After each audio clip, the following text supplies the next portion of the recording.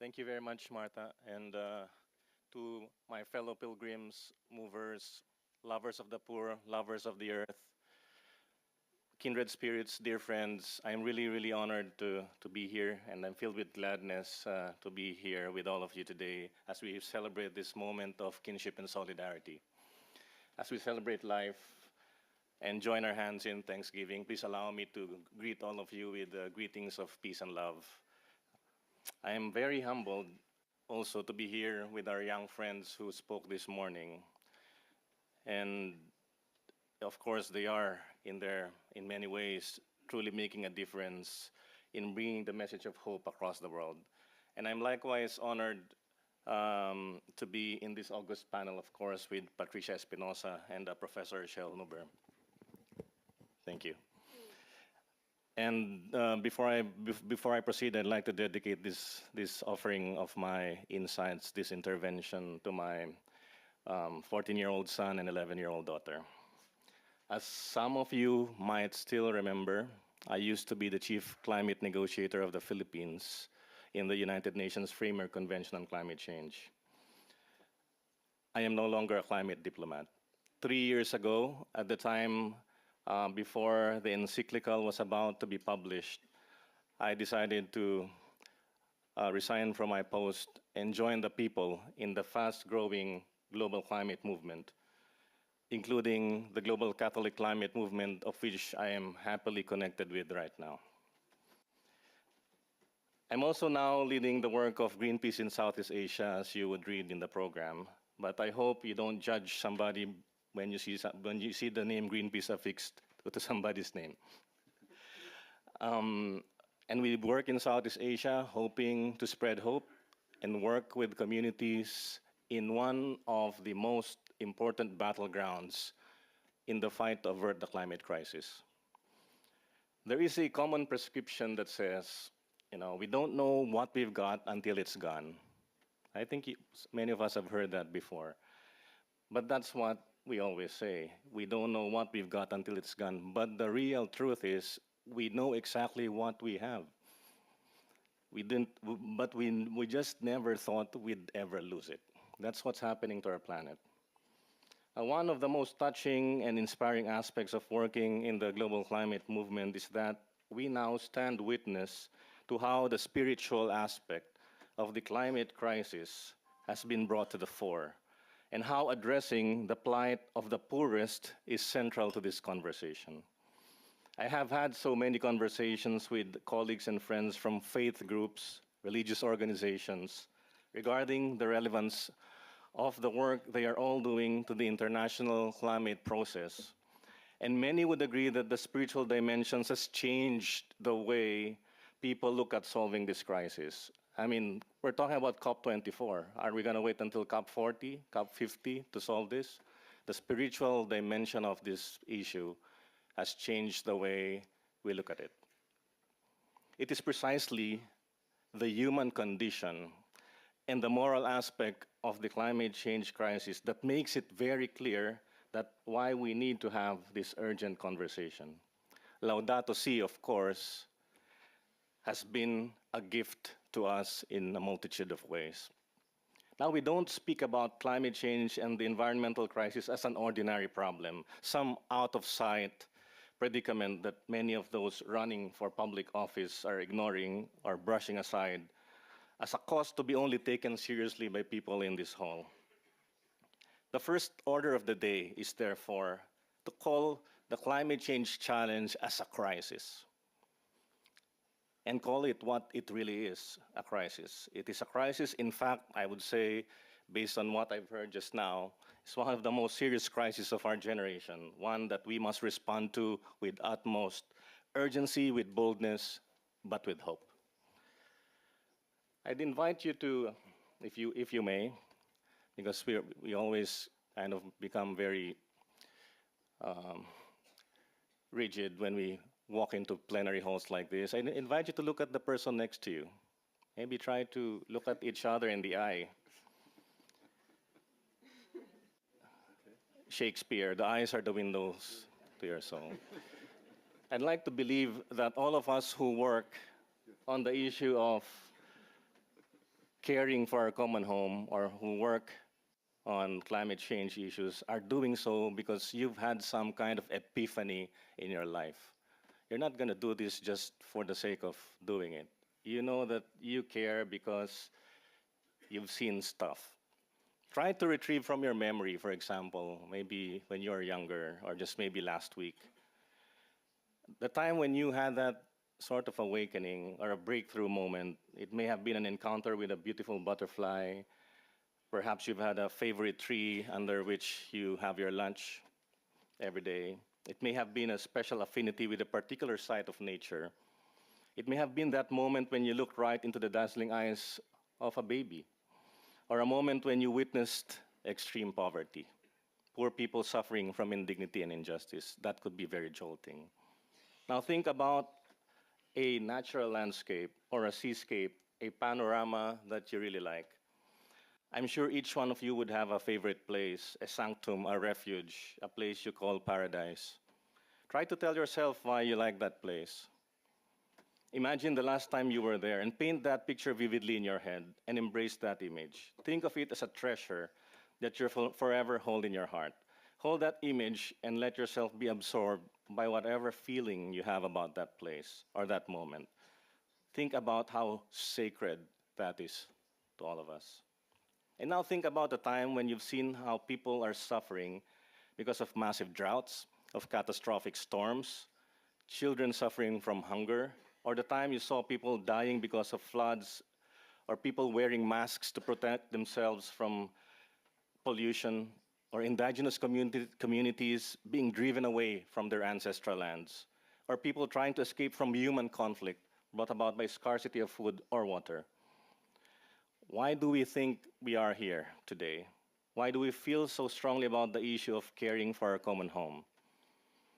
I would humbly offer an answer to that question, and I believe it's because of faith. Faith in our ability to change the world. Faith that there are others out there and together we can truly make a difference. Faith in the ability of humanity to care, the ability of humanity to transcend adversity and to transcend our differences. And of course, faith in God. We are exceptionally inspired and really, I'm really heartened by what I see when faith communities together with civil society and of course government and I hope businesses would fervently embrace this call for climate action. So this is what I would describe as a planetary awakening. I think it has been described in different words by many of the speakers today, that it is happening, and it is uplifting, and it can be really amazing. Now, let me share something from home. Many of you will probably remember, I hope you remember, that on November 8th, 2013, the strongest storm in the history of humanity made landfall in the Philippines, my home country. And 3 days after Super Typhoon Haiyan hit the Philippines, I had this very difficult task of speaking on behalf of my country in COP19 in Warsaw. And I appeal to the whole world to take urgent action to address climate change. You probably remember how Super Typhoon Haiyan devastated communities and claimed thousands of lives. We just stopped counting. And my very own brother was at the heart of the devastation. He survived that ordeal, and for several days he was helping gather bodies of the dead. I asked him how many bodies he held in his hands. He knew 73 dead bodies in his hands. And after the onslaught, we realized the poor people suffered the most. Dear friends, I hope that 5 years after that horrible typhoon is not too long for us to forget those who have fallen during that catastrophe. And you can perhaps imagine how blessed the Filipino people felt when Pope Francis visited Tacloban City in 2015, just weeks before he published the encyclical. And in this conference, we celebrate the gift of Laudato Si, the brave message that Pope Francis offered to us 3 years ago.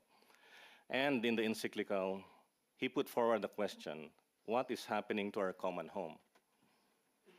The kind of development we are bearing witness to all over the world, in every city, in every country, and for many decades now, has put tremendous pressure on the ecological systems. It has driven more people to poverty, let's be very frank with that, and it's destroying the social fabric. The answer to poverty continues to elude us. I don't think we should have an illusion that we will solve poverty by 2030. Time is not on our side as well, and the world is changing rapidly in ways that are deeply alarming. I was gonna go through a few facts, but I'm happy that Professor Schellhuber has already outlined that enough. But perhaps to add that most of the people he talked about and those dark red areas in the maps he showed are the same places where the poorest people live. And they are affected by sea level rise in very profound ways, more intense hurricanes and typhoons, and those are the poorest among our sisters and brothers. Now let me just mention a bit about the loss of forest. The rate of loss of our forest is absolutely disquieting. Now I have been warned that when I arrive in Italy, I'm not supposed to mention the word football. But even as we speak, not also in many other countries now. And, but even as we speak, even as we sit here, in 60 seconds, 60 football pitches disappear.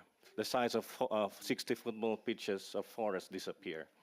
So every minute, one football pitch, the size of one football pitch of forest, of ancient forest, disappear. And the destruction of these forests makes solving climate change farther from our reach. Even if we transform our entire energy systems, if we lose all of the remaining forests of the world, I'm not very optimistic.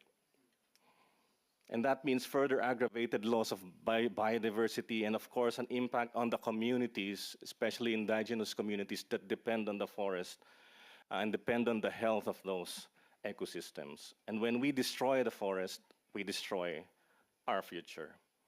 Well, Pope Francis has been very clear. This is driven by unbridled consumerism that sees the forest not as a sacred source of life, but as a commodity, or just a mere piece of land to be burned, cleared, or maybe replaced with plantations.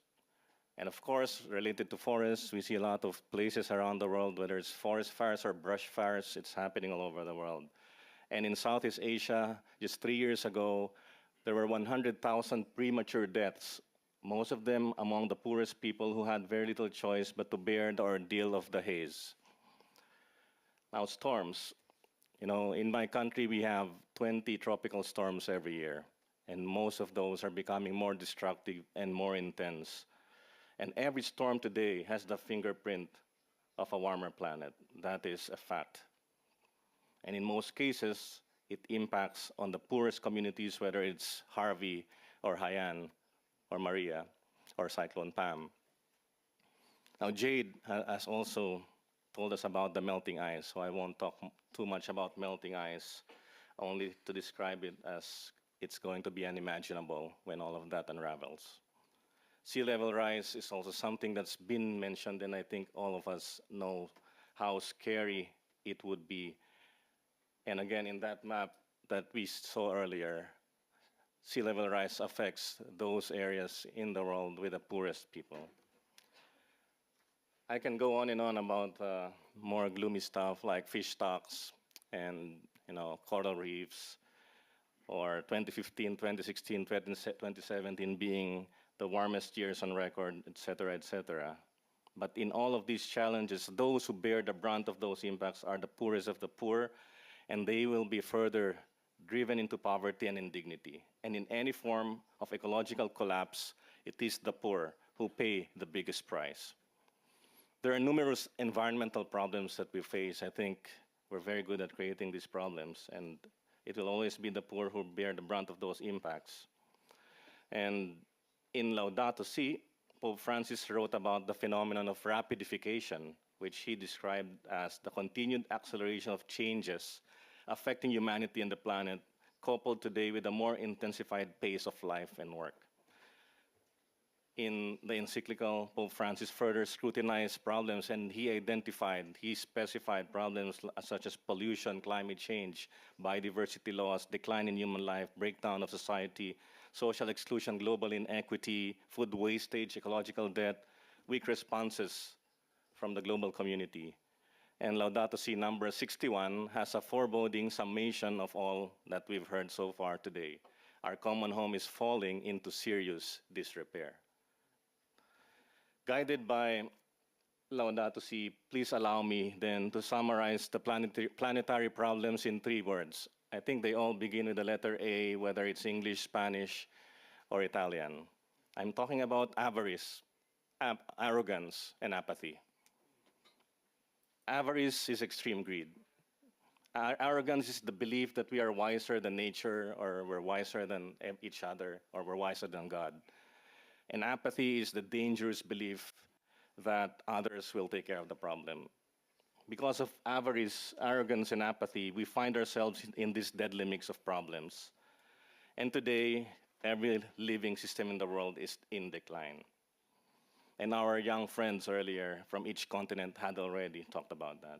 And there is therefore no doubt that climate change will aggravate the factors contributing to poverty, thereby posing a tremendous challenge to social and human development. It should be stressed that the ever-increasing risk to global climate disruption, it's not merely a function of these intensified hazards, but largely this risk is a function of how people live, of people's vulnerability, which in turn is hugely influenced by the existing economic order. As climate change deepens the chasm between the poor and the rich, the vicious cycle of injustice persists, and as conflicts within state borders and across countries worsen, more people become more vulnerable. This altogether would further disrupt the access to the life-sustaining elements of nature, thereby bringing about disharmony between all of us and the ecosystems in which we live and need to survive. And if climate change is not addressed adequately, it could seriously hinder our aspirations for a brighter future. Now, heeding the imperative then to embrace hope and positivity and optimism, I believe we have to come to terms with tragedy and suffering, and then harness all the love in the universe that we can harness and use that to transform the world, make that difference. The big question is, how do we do that? How do we turn things around? You know, the message of Laudato Si, and we of course love the encyclical so much, it's really compelling and very inspiring. It brought about the notion of integral ecology, pointing to our interconnectedness in the world and how these challenges can be overcome by recognizing that the way we do things today, business as usual, would bring us nowhere. Now, the Pope also writes about the poorest of the poor very extensively. You count the number of times, even the word poor appears more than 50 times. And he inspires us that the ecological crisis is about human dignity. He gives us so much light for the plight of the poor. He talks about the poor people, poor nations, the marginalized. And Laudato Si 139 talks about the integrated approach to combating poverty and restoring dignity to the excluded and protecting nature. Now, if we are to confront our problems as a human family meaningfully and pursue that bright future we all talk about, we really must build a better world and foster a culture of caring. The fight against climate change is part of a larger, much larger endeavor for a more just, equitable, and caring world. For the poorest especially, this is a battle we cannot afford to lose. And therefore, the only option for us is to forge on. We have to believe that another world is possible. The only option for us is to stand up against apathy, arrogance, and avarice. Greed, therefore, my dear friends, has no place in this bright future we all envision. And frankly, this also means the remaining fossil fuels in the ground must remain in the ground.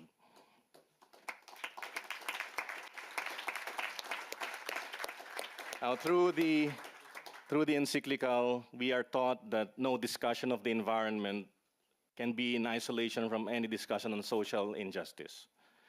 This message is so strongly put forward in our most favorite Laudato Si number 49. You would remember always the cry of the earth and the cry of the poor. But what's also very inspiring that gives us hope is in Laudato Si 74, one of my favorites, is that the Pope says, injustice is not invincible. Climate change stands in the way of people from enjoying the most basic human rights, the right to life, the right to food, to a safe home, to a future. We have been reminded this morning in no uncertain terms, what kind of world do we want to leave those who come after us? So despite this very huge challenge that the whole crisis we face, it offers the world, all of us, this golden opportunity to achieve transformative change. And it will make a better place, simply because it's our only option. For us to weather the storm and survive, we need to do that. And this means the emergence of leaders and communities who care about the future of humanity, who understand that caring for the earth is caring for the poor. Finally, I'd like to just spend a couple of minutes to wrap up. You might ask yourself, how are we really going to make a difference, through small acts of love and courage? And if we do that together, it can become a torrent of positive energy that can help heal our world. You may not have heard about a group of people who in 2015 walked 1,500 kilometers from St. Peter's Square to Paris, journeying through northern Italy and braving the cold winter through the Alps and all the way to Paris. That was called the People's Pilgrimage, and we carried the encyclical from the Vatican all the way to Paris. We hope to do that again this year from the Vatican all the way to Katowice.